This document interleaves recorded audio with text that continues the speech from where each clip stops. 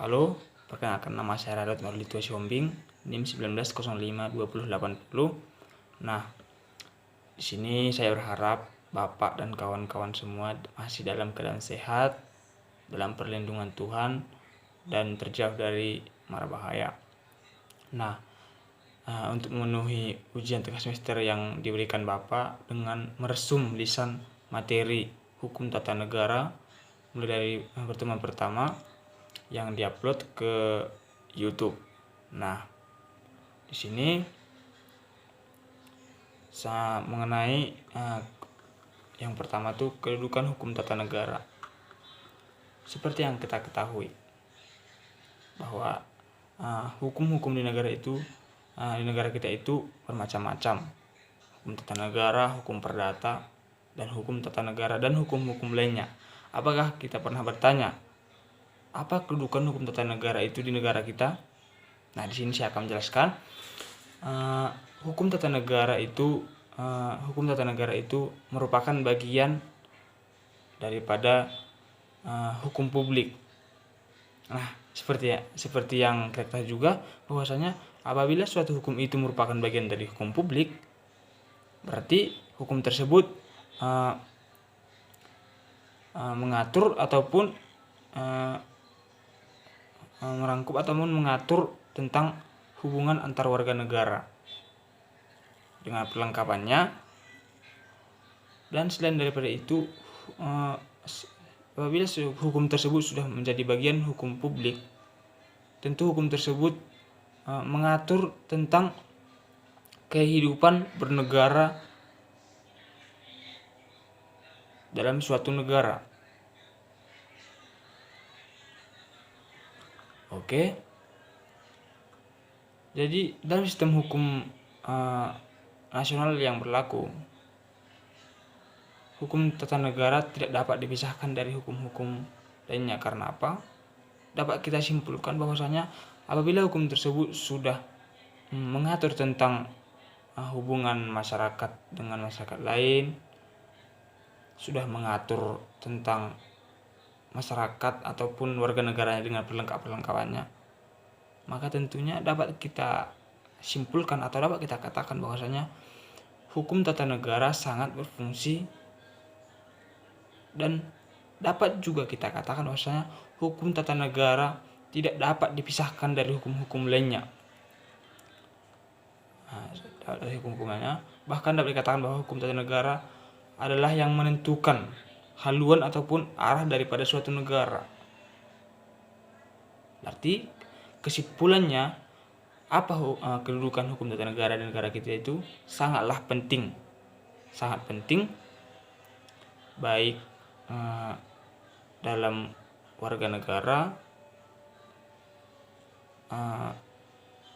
sosial yang terjadi di tengah-tengah masyarakat, ataupun tindakan-tindakan yang perlu dalam masyarakat, dan penentuan arah kemana negara itu sendiri ditentukan itu diraup dalam hukum tata negara dan dibantu hukum-hukum lainnya. Dan yang kedua adalah istilah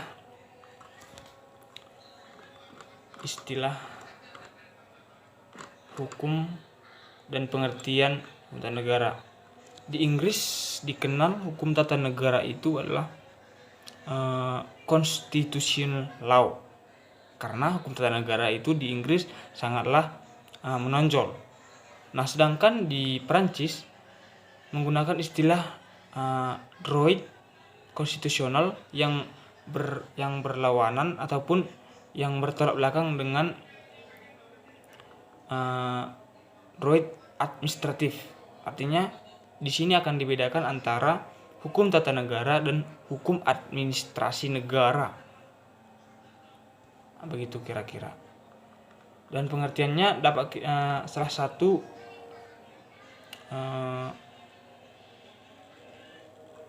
teori yang dapat saya berikan kepada kawan-kawan semuanya mengenai hukum tata negara.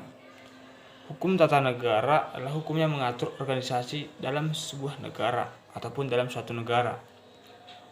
Kesimpulannya bahwa dalam organisasi negara itu telah ditentukan atau dicakup bagaimana kedudukan organ-organ dalam negara itu. Organ-organ dalam negara itu, hubungan, hak, dan kewajiban serta tugasnya masing-masing. Nah, di sini dalam arti pengertian hukum tata negara itu adalah hukum yang mengatur organisasi ataupun struktur-struktur organisasi daripada suatu negara. Kesimpulannya bahwa dalam organisasi tersebut sudah terstruktur supaya tidak terjadi masalah-masalah. Nah, artinya hukum tata negara ini sangat berperan penting dan sangat menentukan haluan sebuah negara, seperti yang dibahas daripada kedudukan hukum tata negara sebelumnya. Oke, kita lanjut kepada yang ketiga adalah hukum objek hukum tata negara. Apakah pernah kita bertanya dalam keseharian kita yang sudah pernah mempelajari hukum tata negara, apa itu objek-objek hukum tata negara? Nah, objek hukum tata negara itu organisasi negara baik tingkat daerah maupun pusat. Dan yang kedua adalah struktur, tugas dan wewenang alat perlengkapan negara. Perlengkapan negara apa saja? Nah, perlengkapan negara dalam arti bukan seperti termasuk, tapi tidak hanya mencakup hanya itu seperti kendaraan, bukan, tetapi apa yang ada dalam negara tersebut, apa yang menjadi susunan negara tersebut sehingga terbentuk menjadi sebuah organisasi. Itu dia. Nah, yang kedua adalah hubungan antar alat perlengkapan negara baik secara vertikal maupun horizontal. Dan yang ketiga adalah wilayah negara, sistem pemerintahannya. Yang keempat, kedudukan serta hak-hak daripada perlengkapan negara tersebut. Dan kelima adalah hubungan antar warga negara dengan pemerintah dan sebaliknya. Itu merupakan objek-objek daripada hukum tata negara. Jadi dapat disimpulkan bahwasanya objek tata negara itu membahas tentang apa yang yang telah kita berikan tadi, poin-poin yang saya sudah berikan tadi. Manfaat hukum tata negara. Di sini manfaat hukum tata negara saya membahas 5 manfaat hukum tata negara. Yang pertama adalah mendeskripsikan pengertian yang terkandung dalam konstitusi ataupun Undang-Undang Dasar Negara Indonesia tahun 1945 pasca amandemen keempat. Yang kedua adalah menciptakan kesadaran masyarakat.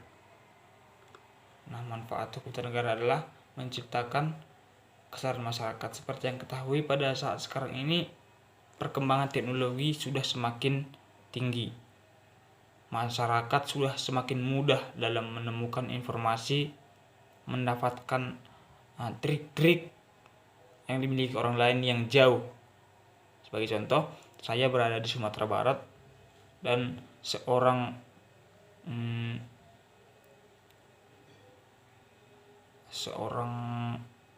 ilmuwan yang ada di Jakarta, saya bisa belajar darinya daripada teknologi-teknologi yang ada sekarang. Sehingga perkembangan teknologi ini juga perlu diimbangi dengan memberikan pemahaman kepada masyarakat tentang apa itu kehidupan bernegara, apa itu hukum yang ada negaranya sendiri, bagaimana cara-cara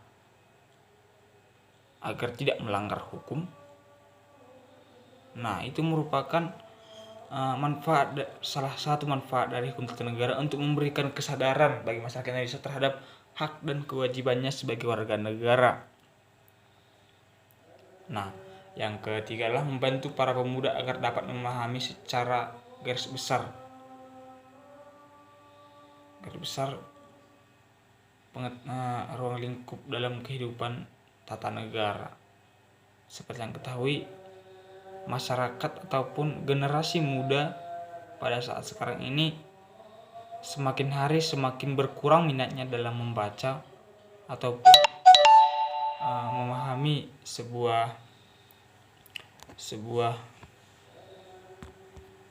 materi. Karena apa? Karena sudah mengikut ataupun terlena dengan apa yang tersedia di perkembangan teknologi sekarang. Salah satu adalah contohnya game online. Nah, dengan adanya manfaat hukum tata negara yang satu ini, maka dapat memberikan pengajaran atau memberikan garis besar tentang hukum tata negara yang ada di negaranya. Dan yang keempat adalah menyatukan masyarakat Indonesia dalam pengetahuan. Nah, tentu kita tahu bahwa negara Indonesia itu bentuknya kepulauan, sehingga perlu diberikan pendidikan hukum tata negara sehingga mereka sadar apa itu hak dan kewajibannya, sehingga apabila kita mengetahuinya, maka kita sebagai warga negara sudah saling mengetahui hak dan kewajiban kita sebagai warga negara. Yang kelima adalah mendorong perkembangan lebih dalam tentang hukum tata negara. Nah, apabila hukum tata negara ini dipelajari, maka akan banyak lagi orang-orang yang akan mau belajar tentang hukum tata negara. Oke, yang poin kelima adalah pendekatan yang ada di hukum tata negara. Yang pertama adalah hukum formil. Hukum formil ini membahas mengenai hukum dan ketentuan peraturan seperti Undang-Undang Dasar tahun 1945. Dan yang kedua adalah pendekatan filosofi pada pandangan hidup bangsa, yang dibahas seperti falsafah bangsa kita, yaitu bangsa Indonesia, yaitu Pancasila. Yang ketiga adalah pendekatan sosiologis, di mana yang dibahas adalah pendekatan yang mengacu kepada sosial yang ditemukan di tengah-tengah masyarakat, khususnya politik, yang berarti ketentuan yang berlaku hakikatnya merupakan hasil keputusan politik. Yang keempat adalah pendekatan historis, itu dimana yang dibahas merupakan sejarah daripada negara itu sendiri, yaitu pendekatan yang memanfaatkan sudut pandang sejarah. Contohnya kronologi pembuatan suatu undang-undang, bagaimana penyusunannya, yang dibahas pada pendekatan historis. Yang keenam adalah posisi HTN menurut sistematika hukum Belanda. Hukum tata negara atau hukum konstitusi berurusan dengan konstitusi yang struktur negeri Belanda. Hukum tata negara melibatkan kekuasaan lembaga demokrasi dan penyelenggaraan pemilihan umum, dan pembagian kekuasaan antara pemerintah pusat dan daerah. Artinya konstitusional ini suatu hukum yang dibuat oleh legislator, pemerintah, dan parlemen ketika bekerja sama. Yang ke poin selanjutnya adalah posisi HTN dan sistematika hukum di Indonesia. Yang ke-8 adalah subjek hukum. Kamus Besar Bahasa Indonesia menerangkan bahwa sumber hukum adalah segala sesuatu yang berupa tulisan, dokumen, naskah, dan sebagainya yang digunakan suatu bangsa menjadi pedoman dalam hidup pada masa tertentu, sehingga sumber hukum dapat diartikan sebagai sebagai bahan atau materi yang berisi hukum itu dibuat dan dibentuk. Proses terbentuknya hukum dan bentuk hukum itu sehingga dapat dibuat berdasarkan atau diketahui. Yang selanjutnya adalah sumber hukum tata negara. Sumber hukum tata negara itu terdiri dari Undang-Undang Dasar 1945, ketetapan MPR, undang-undang, peraturan pemerintah pengganti undang-undang atau Perpu, keputusan presiden, peraturan daerah,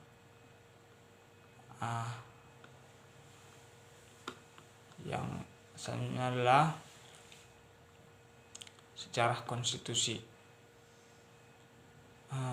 Sejarah konstitusi Badan Penyelidik Usaha Persiapan Kemerdekaan Indonesia atau BPUPKI yang dibentuk pada tanggal 29 April tahun 1945 adalah badan yang menyusun rancangan undang-undang dasar tersebut.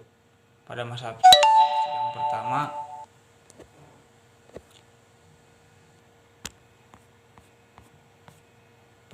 sidang pertama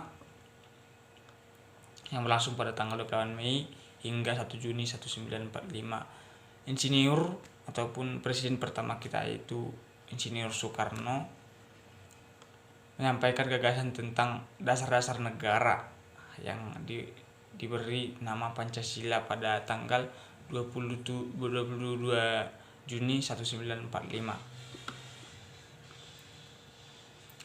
Kemerdekaan Indonesia atau disebut dengan PPKI, pengesahan Undang-Undang 1945 dikukuhkan oleh Komite Nasional Indonesia Pusat ataupun KNIP yang bersidang pada tanggal 29 Agustus 1945.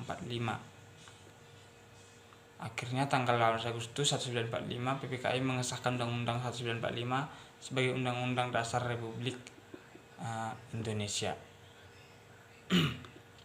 Yang 11 adalah pengertian konstitusi. Pengertian konstitusi dalam ketatanegaraan Republik Indonesia diartikan sama dengan Undang-Undang Dasar Konstitusi, dapat diartikan peraturan dasar yang membuat ketentuan-ketentuan pokok dan menjadi suatu sumber perundang-undangan. Konstitusi adalah keseluruhan peraturan baik yang tertulis atau maupun tidak tertulis yang mengatur secara mengikat cara suatu pemerintah diselenggarakan dalam suatu masyarakat negara, Yang selanjutnya adalah klarifikasi konstitusi.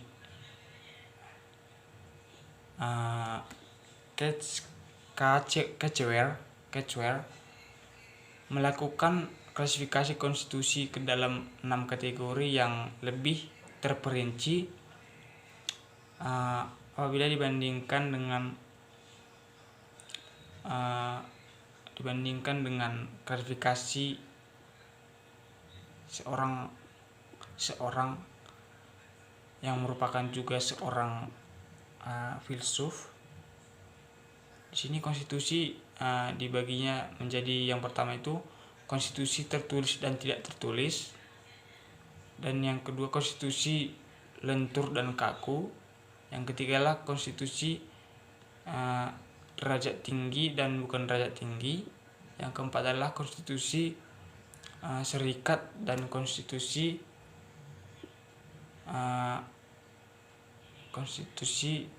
kesatuan, dan yang kelima adalah konstitusi sistem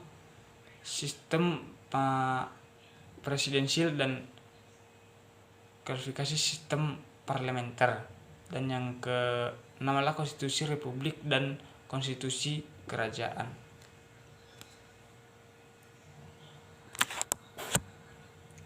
Yang ke-13 adalah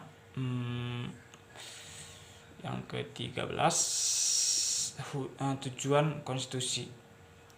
Konstitusi tentunya bertujuan untuk memberikan pembatasan sekaligus pengawasan terhadap kekuasaan politik. Tujuan ini berfungsi untuk membatasi kekuasaan penguasa sehingga tidak melakukan tindakan yang merugikan masyarakat. Nah, seperti yang kita ketahui bahwasanya negara kita adalah negara demokrasi. Nah, tentunya dalam negara demokrasi itu ada diatur bahwasanya setiap orang berhak, yang pertama itu undang-undang, dan yang kedua adalah konstitusi bertujuan untuk melepaskan kontrol kekuasaan dari penguasaan sendiri. Dapat juga dikatakan bahwasanya konstitusi itu berfungsi untuk melindungi hak asasi manusia, sehingga dengan adanya konstitusi maka setiap penguasa dan masyarakat wajib menghormati, sehingga tidak adanya kesewenang-wenangan baik dari pemerintah ataupun masyarakat sendiri. Sehingga dengan adanya konstitusi maka akan ada semakin ditemukannya keteraturan dalam suatu negara itu sendiri. Yang ketiga adalah konstitusi itu bertujuan memberikan batasan-batasan ketetapan bagi para penguasa dalam menjalankan kekuasaannya. Nah, seperti yang kita ketahui juga bahwasanya apabila suatu negara memberikan kebebasannya yang lebih ataupun terlalu membebaskan seorang pemerintah atau penguasa, maka akan cenderung menjadi terjadinya kesewenang-wenangan, tidak memikirkan orang lain ataupun hak orang lain. Sehingga dengan adanya konstitusi maka kesewenang-wenangan ini akan semakin mengecil atau berkurang, sehingga ditemukannya sebuah keteraturan dan semakin cepatnya perkembangan karena adanya kesamaan berpikir ataupun kesamaan tujuan daripada negara itu sendiri. Nah, selain memberikan batasan-batasan untuk penguasa dalam menjalankan kekuasaannya, hal ini juga bertujuan untuk memberikan pedoman bagi penyelenggara negara agar negara dapat berdiri kokoh. Nah, tentunya untuk menjadi sebuah negara yang kokoh, tentunya harus ada kekompakan dan kesatuan. Sehingga apabila ada perseberangan berpikir antara masyarakat dan pemerintah, maka tentu akan suatu negara akan rusak ataupun sulit untuk maju. Nah, dengan adanya konstitusi, maka hal-hal ataupun kemungkinan tersebut dapat berkurang. Yang materi pembahasan selanjutnya adalah amandemen konstitusi. Pada amandemen konstitusi, perubahan yang dilakukan merupakan adendum ataupun sisipan dari konstitusi yang ada dan asli di mana konstitusi yang asli tetap berlaku, namun bagian yang diamandemen menjadi bagian dari konstitusinya. Sistem perubahan seperti ini disebut dianut salah satu negara, yaitu Amerika Serikat. Nah, yang ke materi yang selanjutnya adalah konsep negara kesatuan. Konsep negara kesatuan menurut C. F. Strong, konsep negara kesatuan ataupun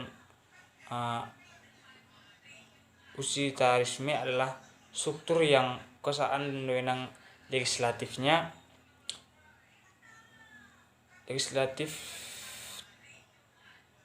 tertingginya berada dalam suatu organisasi legislatif nasional, dan kekuasaan negara dipusatkan pada pemerintah pusat. Dari pengertian tersebut dapat kita artikan bahwasanya negara kesatuan merupakan negara yang pemerintah pusatnya mempunyai wewenang untuk mengatur keseluruhan daerahnya ataupun negaranya. Konsep negara hukum. Konsep negara hukum bersandar pada keyakinan bahwa kekuasaan negara harus dijalankan. Kekuasaan negara harus dijalankan atas dasar hukum yang adil dan baik. Hubungan antara yang diperintah ataupun yang memerintah dijalankan berdasarkan suatu norma objektif. Bukan pada suatu kekuasaan absolut semata-mata. Norma objektif tersebut harus memenuhi syarat formal yang dapat diperintahkan oleh ide hukum. Oke, kita lanjut konsep demokrasi. Demokrasi merupakan sistem pemerintahan yang diselenggarakan dari rakyat, oleh rakyat, dan untuk rakyat. Demokrasi adalah sistem sosial dan politik pemerintahan dengan kekuasaan pemerintah yang dibatasi hukum dan kebiasaan untuk melindungi hak perorangan warga negara. Artinya, demokrasi merupakan sebuah kebebasan ataupun tujuan negara itu untuk mensejahterakan rakyatnya, sehingga dikatakan di sini dari rakyat, oleh rakyat, dan untuk rakyat. Nah, dalam negara yang demokrasi, tentunya masyarakat itu bebas dalam menyampaikan pendapat, bebas untuk menentukan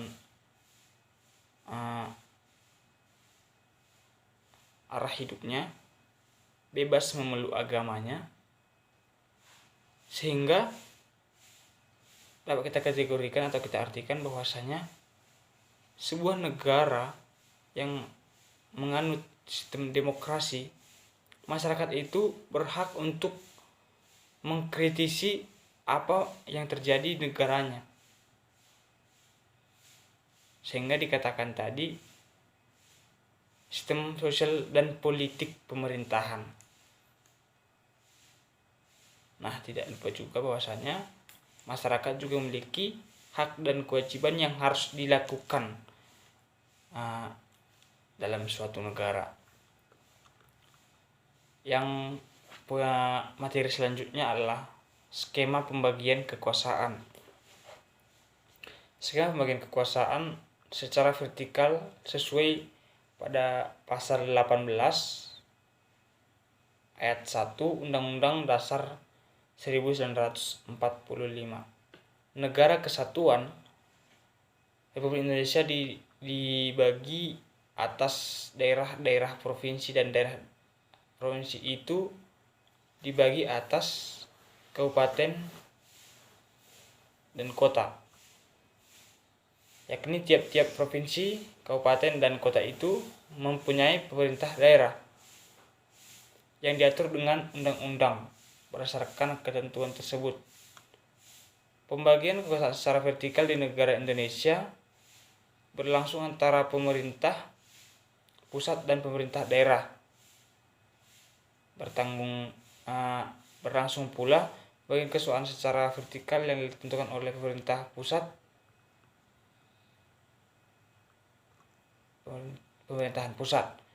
Hubungan antara pemerintahan provinsi dan pemerintahan kabupaten kota terjalin dengan koordinasi, pembinaan, dan pengawasan oleh pemerintah pusat dalam bidang administrasi dan kewilayahan. Pembagian kekuasaan secara vertikal merupakan konsekuensi diterapkannya asas desentralisasi. Dengan asas tersebut, pemerintah pusat menyerahkan wewenang kepada pemerintah daerah otonom.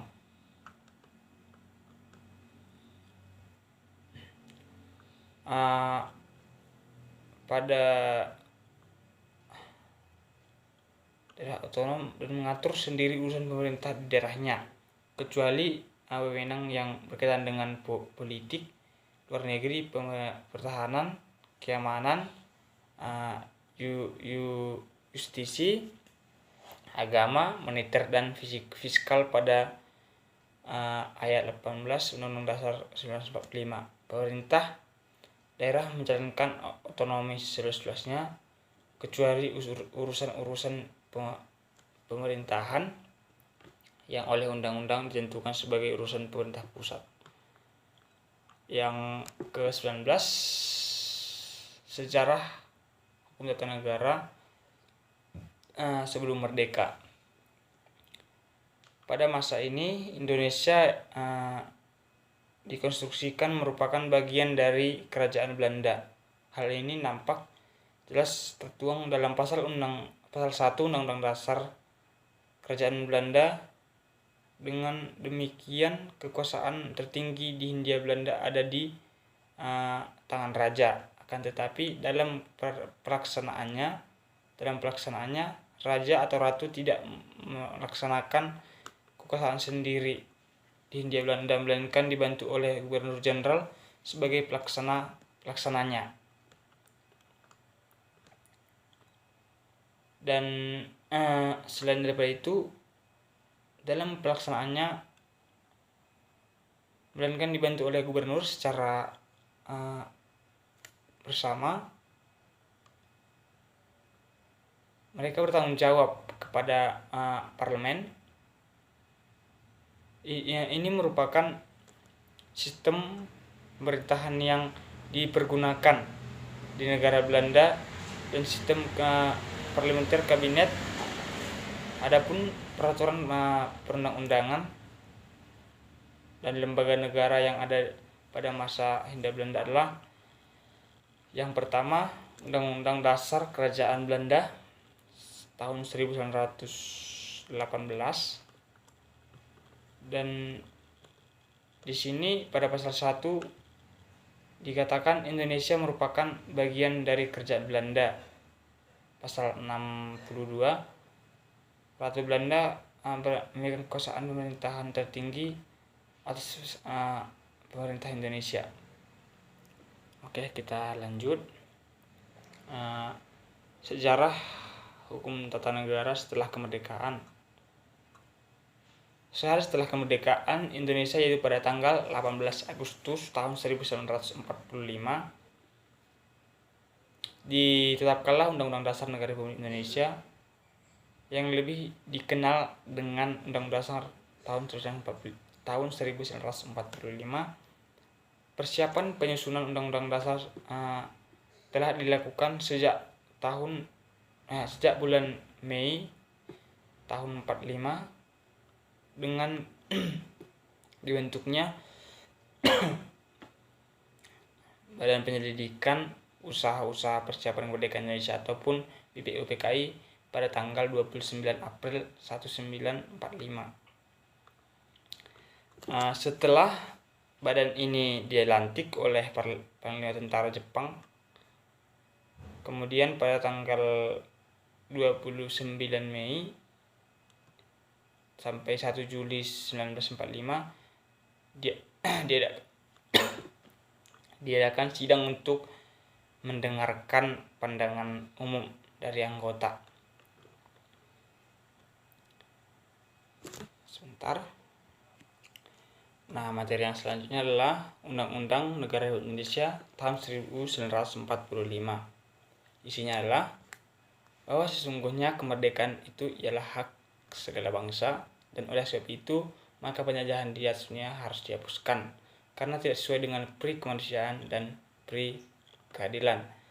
Dan perjuangan pergerakan kemerdekaan Indonesia telah sampailah kepada saat yang berbahagia dengan selamat sentosa mengantarkan rakyat Indonesia ke depan pintu gerbang kemerdekaan negara Indonesia yang merdeka, bersatu, berdaulat, adil, dan makmur. Atas berkat rahmat Allah yang Maha Kuasa dan dengan dirongkan oleh keinginan luhur supaya berkehidupan kebangsaan yang bebas, maka rakyat Indonesia menyatakan dengan ini kemerdekaannya. Kemudian daripada itu, untuk membentuk suatu pemerintah negara Indonesia yang melindungi segenap bangsa Indonesia dan seluruh tumpah darah Indonesia, dan untuk memajukan kesejahteraan umum, mencerdaskan kehidupan bangsa, dan melaksanakan ketertiban dunia yang berdasarkan kemerdekaan perdamaian abadi, dan keadilan sosial. Maka disusunlah kemerdekaan kebangsaan Indonesia itu dalam suatu undang-undang dasar negara Indonesia yang terbentuk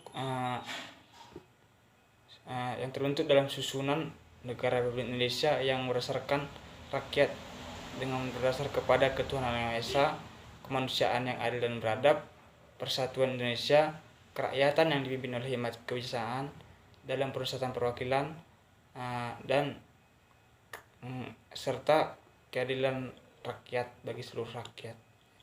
Keadilan sosial bagi seluruh rakyat Indonesia. Yang selanjutnya adalah Konstitusi RIS 1949.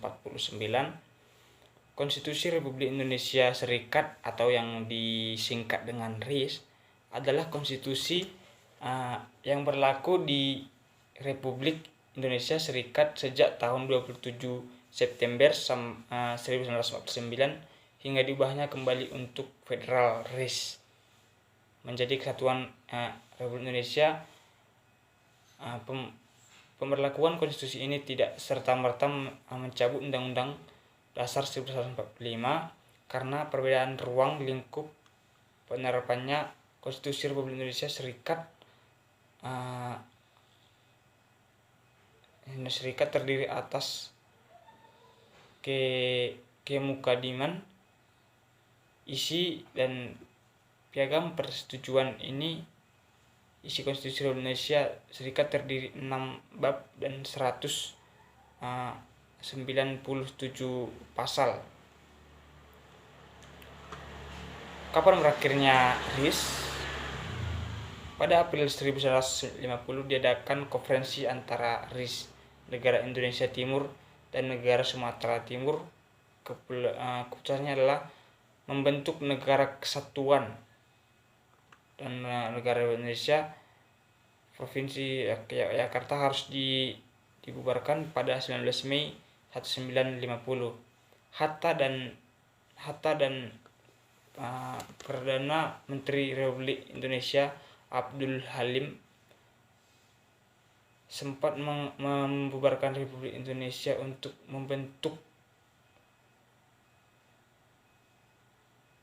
sepakat untuk membentuk Republik Indonesia untuk membentuk negara baru, Negara Kesatuan Republik Indonesia pada 15 Agustus 1950. Soekarno menandatangani Undang-Undang Dasar sementara Republik Indonesia dari 2 hari kemudian RIS secara resmi dibubarkan. Indonesia kembali ke bentuk negara kesatuan. Pada bagian yang selanjutnya adalah Undang-Undang Dasar sementara ataupun pada tahun 1950 ataupun yang disingkat dengan UUDS ditetapkan berdasarkan Undang-Undang Nomor 7 Tahun 1950 tentang perubahan konstitusi sementara Republik Indonesia Serikat menjadi Undang-Undang Dasar sementara Republik Indonesia dalam sidang pertama babak ke-3 rapat ke-71 DPR RIS. Nah, pada poin yang selanjutnya adalah kembalinya ke Undang-Undang Dasar 1945.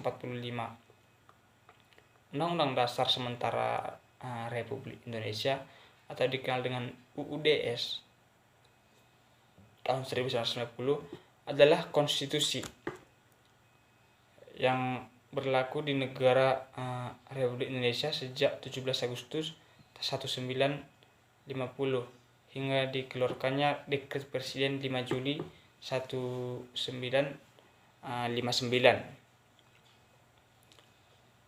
Konstitusi ini dinamakan sementara karena hanya bersifat sementara menunggu terpilihnya konstituante hasil pemilihan umum yang akan menyusun konstitusi baru.